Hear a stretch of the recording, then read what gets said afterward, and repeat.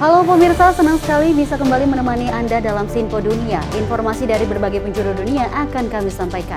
Bersama saya Dewi Manik, simak informasi selengkapnya untuk Anda.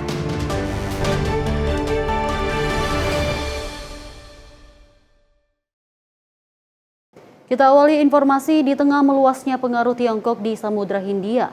India memperkuat angkatan lautnya dengan 3 kapal perang baru. Kekuatan angkatan laut Tiongkok yang besar dianggap menjadi masalah keamanan bagi India.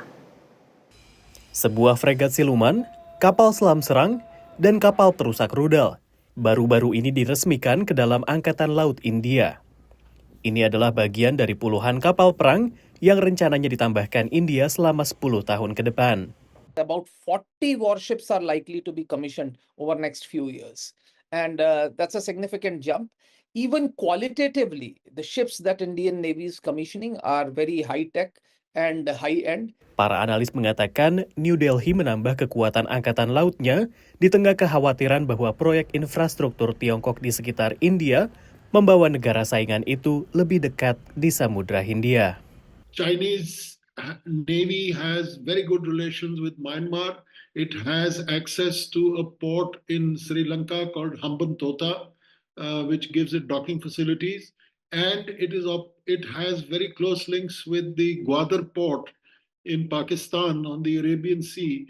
So all around India is, in a sense, encircled by China. And it is concentrating on trying to break or at least counter this stranglehold by expanding its navy. Tantangannya tidak mudah. Angkatan Laut Tiongkok adalah yang terbesar di dunia berdasarkan jumlah kapal. The Chinese have expanded their navy exponentially and continue to do so. They in fact have at least 4.5 times the number of underwater and surface combatants than the Indian Navy does. And that's a great source of worry for the Indian Navy. Fokus India selama bertahun-tahun adalah membangun pasukannya karena sengketa perbatasan India dengan Tiongkok dan Pakistan di Himalaya. Tetapi 90% perdagangan India, termasuk pasokan energi vital, melewati Samudra Hindia setiap hari. Jalur air ini telah menjadi prioritas bagi para pemimpin politik dan militer negara itu. India's sustenance is completely dependent on Indian Ocean. So Indian Ocean is absolutely important, and for that, India needs to have the freedom of navigation. Our ships should be able to transit through the Indian Ocean freely without being hindered by any power that could be inimical to India's interests. Untuk meningkatkan keamanan maritim, India terus meningkatkan kolaborasi dengan Angkatan Laut negara-negara lain. Pada bulan ini, India mengikuti latihan gabungan dengan Prancis, serta latihan gabungan 9 negara yang dipimpin Prancis di Samudra Hindia dan Pasifik. Sementara dengan Amerika Serikat, India telah mengikuti latihan gabungan Triumph setidaknya 3 kali, yang terakhir digelar pada 2024. Ekspansi Angkatan Laut India juga didorong oleh ambisinya untuk dihitung sebagai kekuatan global. आज भारत पूरे विश्व और खासकर global south में एक भरोसेमंद और जिम्मेदार साथी के रूप में पहचाना जा रहा है. Modi mengatakan India akan mendukung kawasan Indo-Pasifik yang aman dan sejahtera. Dari New Delhi dan Washington DC, tim VOA. Kita lanjut informasi pemirsa, masuk pusat kota Manhattan, New York, resmi wajib bayar Rp150.000. Ini ditujukan untuk para pengguna roda 4 yang masuk ke kawasan bisnis kota apel besar. Apakah aturan ini berhasil turun macet di kota New York? Berikut informasinya. 5 Januari resmi jadi hari di mana semua kendaraan roda 4 mulai wajib bayar masuk pusat kawasan Manhattan di kota New York. Perharinya, mobil dikenakan tarif $9 atau sekitar Rp150.000. 1,400 cameras, over 110 detection points, separate detection points on the borders of the congestion zone and within the zones. There are well over 800 signs, and there are 400 lanes of traffic that are within the zone. Masih terlalu dini untuk ketahui efektivitasnya, namun berdasarkan data pekan pertama yang dirilis pengelola, Kebijakan ini menunjukkan harapan. Pemirsa, pekan pertama pengenaan biaya tol masuk Manhattan, pengelola sebut volume mobil di pusat kota turun 7,5% dari rata-rata 583.000 mobil per hari menjadi 475.000 hingga 560.000 mobil per harinya. Belum ada data seputar jumlah pemasukan, namun tujuan untuk mengurangi kemacetan dinilai pengelola membuahkan hasil yang menjanjikan. Sesuai ekspektasi, para pengendara roda 4 jadi yang paling dulu kemukakan keluhan mereka. All these people making those decisions, they don't live in the city. They even don't know what's going on here. My mom has to come here almost twice per week. She has knee surgery, and we have to pay for this this congestion price. It's horrible. Sementara para pengguna transportasi umum dan pejalan kaki optimistis dengan kebijakan ini. We have an interest to solve congestion. We have an interest to invest in mass transit. So I do think this is worth trying and testing out. Well, I'm all in favor because we need to improve our subway system, bring it up to date, and also bring traffic under control and reduce pollution. Pemasukan dari tarif ini dijanjikan akan dimanfaatkan untuk pengembangan dan perbaikan transportasi umum New York, termasuk kereta subway yang tua dan belakangan sering dapat keluhan para penggunanya. In other cities that have implemented this program, there was certainly an adjustment period. It was very unpopular at the start, and then people who lived in the area began to appreciate the reduction in traffic and the increased transit services. Dari New York, Randy Wicaksana dan tim VOA. Pemerintah Amerika Serikat baru saja menetapkan sebuah perairan di California sebagai suaka laut baru, menjadikannya salah satu yang terbesar di negara tersebut. Langkah ini bertujuan untuk melindungi keanekaragaman hayati di kawasan tersebut dari aktivitas pengeboran minyak dan juga gas. Pat Nugent telah menyelam di perairan lepas pantai California ini selama hampir 40 tahun. We've got some of the unique sea life. We've got nudibranchs. We've got large diversity of fish. We've got sea lions in the area. We've got sea otters. We've got harbor seals. We have octopus. Hampir 12.000 km persegi samudra dan garis pantai California adalah bagian dari Suaka Marga Satwa Laut Nasional Warisan Chumash yang baru disahkan. Yang pertama dikelola bersama dengan masyarakat adat. Violet Sage Walker adalah ketua Dewan Suku Chumash Utara. Dia mengatakan itu adalah tempat yang memiliki makna sejarah dan budaya yang mendalam. We believe that all people come from these islands here off of the coast of California, and that our people originated from those islands, and that when our people leave this world, they leave through the setting sun and the Western Gate, which is Point Conception. That story has some roots in history, and it has roots in science, and the science says, that this is where the mixing of northern and southern waters and western waters, all these animals come here, and it's a sacred place. Penetapan Suaka ini melindungi daerah tersebut dari produksi minyak dan gas serta konstruksi baru. Ini bertetangga dengan pembangkit listrik Diablo Canyon, satu-satunya pembangkit listrik tenaga nuklir yang beroperasi di California. After 9/11, they actually created a mile barrier around the plant where there's no boat traffic other than the scientific divers that are working there. But that whole coastline from Avila Beach to Morro Bay is just spectacular. Tapi pejabat organisasi perikanan Teluk Moro setempat menentang Suaka baru itu. Mereka mengatakan perairan California sudah diatur secara berlebihan dan khawatir tentang bagaimana masyarakat Chumash akan mengelola akses. We keep hearing that the sanctuary and the tribes are going to co-manage this sanctuary. We don't know exactly what that means, but we do know that the Chumash want their special little areas off limits to all fishing, just them. They'll be able to fish in these areas. Violet membantah akan ada area pemancingan khusus Chumash. People have been living with national marine sanctuaries all around them for like 50 years now. So there's fishing, there's scuba diving, there's kayaking. Everything that everybody does has been done in a national marine sanctuary this whole time. Suaka Laut Chumash pada akhirnya dapat memasukkan perairan di sekitar platform pembangkit listrik tenaga banyu lepas pantai setelah pembangunan turbin selesai. Amerika Serikat saat ini memiliki 18 suaka marga satwa laut. Selain sejumlah perairan di lepas pantai California, ada juga wilayah perairan di negara bagian Hawaii dan Florida. Selain itu ada sejumlah danau-danau seperti Danau Wisconsin dan Danau Ontario di dekat perbatasan dengan Kanada. Dari Washington DC, saya Rio Tuasikal dan tim VOA. Kita lanjut informasi berikut ini pemirsa, ribuan orang dari berbagai negara memeriahkan Pekan Iklim New York yang diselenggarakan bersamaan dengan sidang Majelis Umum PBB. Dengan salah satu topik utama yang dibahas adalah penambahan dasar laut untuk mineral penting dalam transisi energi bersih. Transisi energi global bergantung pada mineral-mineral kritis, termasuk litium, kobalt, mangan, nikel, dan tembaga.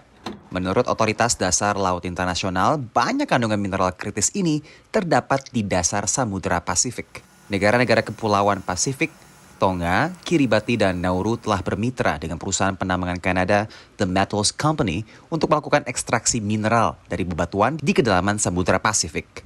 Our collector methodology is to put a robot on the seafloor, which crawls along the ocean floor and fires a jet of water at the nodule.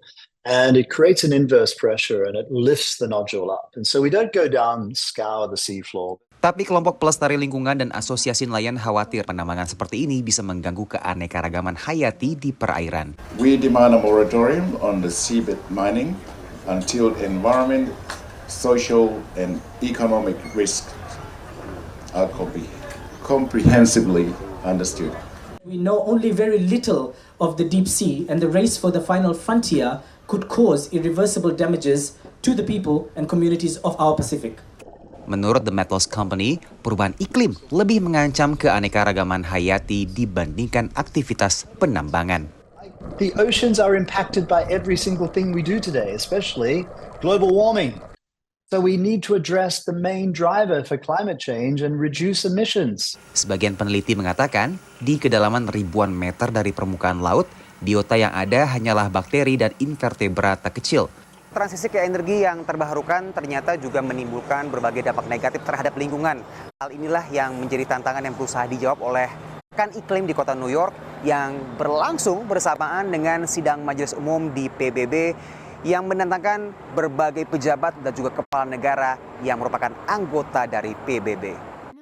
Salah satu solusi untuk kurangi dampak lingkungan penambangan bawah laut adalah robot Impossible Metals. So the vehicle hovers above the seabed, uses the camera, and it actually picks up the nodules one by one. So this really minimizes all of the negative concerns around big sediment plumes. Sementara Viridian Biometals menggunakan bakteri untuk memisahkan biji mineral dari bebatuan di sekitarnya. And the bacteria need oxygen just like we do to breathe. And when there's not enough oxygen in the water around them, the bacteria have learned that there's oxygen in the rocks, and they have adapted to breathe that oxygen. Inovasi-inovasi ini diharapkan bisa ikut memitigasi kerusakan lingkungan akibat penambangan di dasar laut sambil mengurangi biaya penambangan mineral kunci bagi transisi ke energi bersih. Dari markas PBB di New York, Randy Wicaksana dan tim VOA. Anda kembali menyaksikan Sinpo Dunia, informasi kita lanjut. Pemirsa, impian mobil terbang yang sudah lama ada di benak futuris kini semakin dekat. Berkat uji coba pesawat listrik yang dapat lepas landas vertikal, perusahaan taksi udara pun mengungkapkan bahwa biaya perjalanan mereka akan setara dengan taksi online. Para penonton berkumpul di Sausalito, California belum lama ini untuk menyaksikan penerbangan yang tidak biasa. Helix yang dibuat oleh perusahaan Silicon Valley Pivotal adalah salah satu pesawat listrik pertama yang terbang dalam apa yang disebut sebagai era baru mobilitas udara. Pesawat yang bisa lepas landas secara vertikal tanpa landas pacu, kemudian terbang seperti pesawat biasa, sudah diantisipasi selama beberapa dekade. Kemajuan teknologi mesin dan bahan ringan telah membantu mewujudkan hal ini menurut CEO Pivotal. The biggest driver of all, though, is actually the energy storage.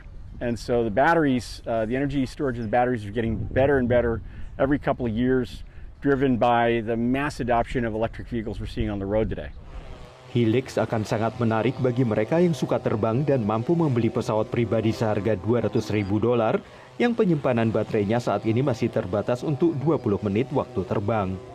Lebih banyak orang akan merasakan pengalaman pertama di pesawat listrik dengan taksi udara seperti Midnight dari Archer Aviation. It's a one pilot, 4 passengers, 100 miles of range. Travels 150 miles an hour, sustainable, it's quieter than a helicopter. It's got 12 propellers. If any one of those propellers fails, it has the technology to be able to still make a safe landing. Pesawat ini sedang menjalani uji keselamatan dari pemerintah Amerika, tapi jika semua sesuai rencana, perusahaan mengatakan mereka akan menerbangkan pelanggan pada akhir 2025. What you see here is a mock-up of what a vertiport is like. Archer berencana mengoperasikan layanan taksi udara di beberapa kota Amerika, termasuk San Francisco Bay Area. Tempat taksi udara akan terbang antara bandara yang ada dan vertiport baru di Teluk. Perusahaan ini memproyeksikan penumpang akan membayar biaya setara taksi online ke lokasi yang sama. Going from city center to airport that costs $150 with rideshare can be $150 on our vehicle. Not only is that, you're getting a 2-hour drive that's turned into a 20-minute trip. There's some really compelling use cases when time is much more important than money, and eventually that'll get cheaper and cheaper over the years so that it's more affordable for common people. Didorong oleh upaya mencapai penerbangan tanpa emisi dan biaya operasi yang lebih rendah, ratusan produsen di seluruh dunia berlomba meluncurkan versi pesawat listrik mereka. Bersamaan dengan perkembangan pesat drone, maka wilayah udara bisa menjadi penuh sesak. When you make that leap from tens or dozens to thousands, there's going to need to be different types of air traffic management. So there's a lot of safety planning going into operation of electric aircraft in the future. Sementara sebagian besar dari kerumunan orang yang menyaksikan uji coba ini tampak sudah tidak sabar lagi untuk bisa naik pesawat terbang listrik. Dari Arlington, Virginia, saya Helmi Yohanes dan tim VOA. Pemirsa, 2 inovator muda di Mozambik menggunakan daur ulang untuk membantu komunitas mereka. Salah satunya menyediakan energi terbarukan, yang lain juga membuat drone untuk pemetaan banjir dan juga misi keselamatan. Di bawah naungan pohon mangga ini, Nelio Mazivila yang berusia 17 tahun membangun sebuah laboratorium sementara. Di sini ia memperbaiki peralatan elektronik dan rumah tangga menggunakan barang bekas dari perangkat lainnya. A maior parte do material que uso aqui é reciclado, material de sucata, retirado em TVs velhas, amplificadores. Se preciso do material urgentemente, vou até um centro que vendem e compram sucatas. Fora disso, são meus amigos, vizinhos, têm me dado TVs, rádios, eletrodomésticos velhos.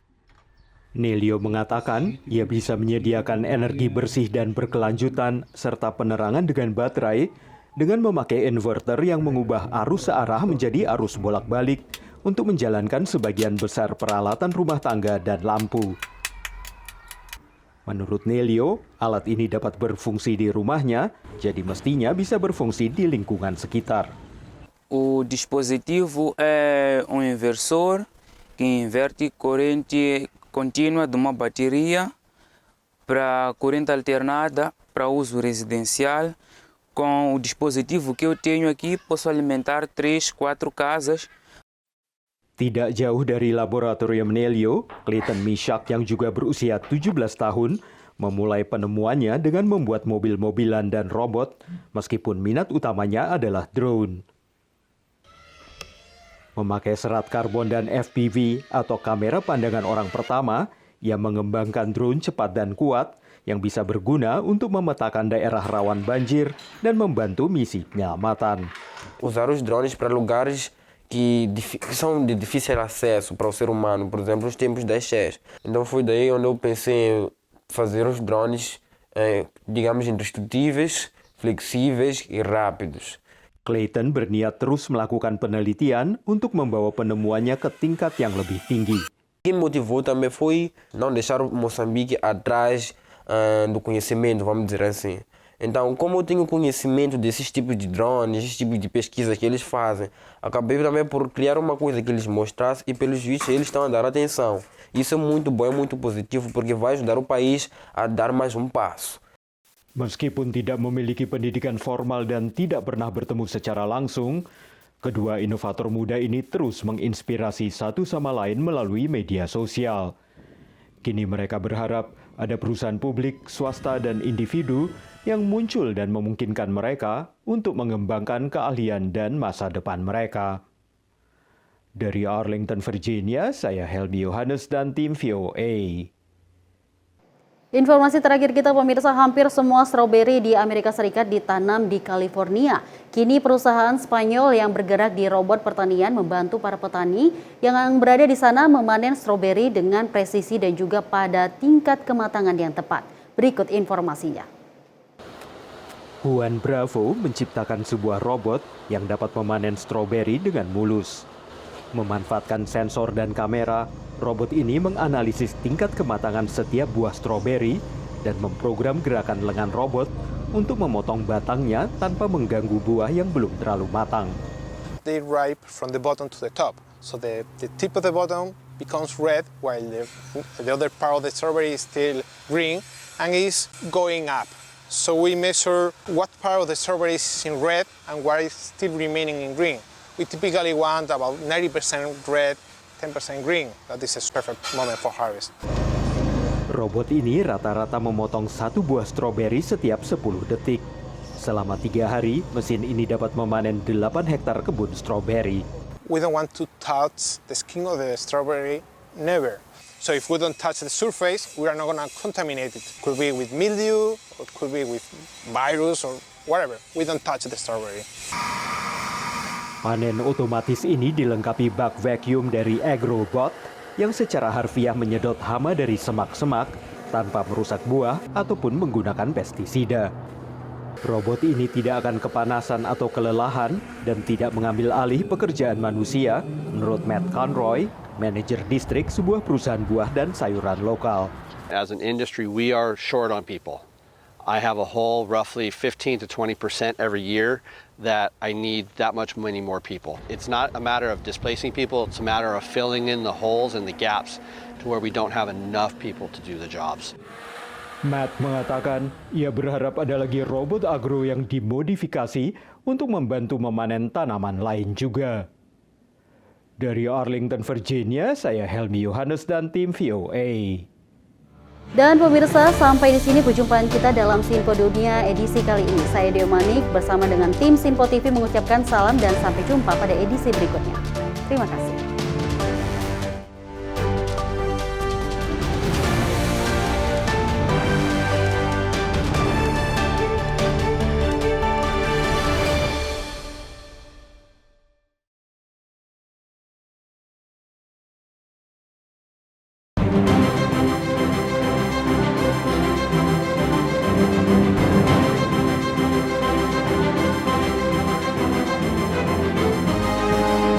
Simpo TV, News, Sport, Entertainment.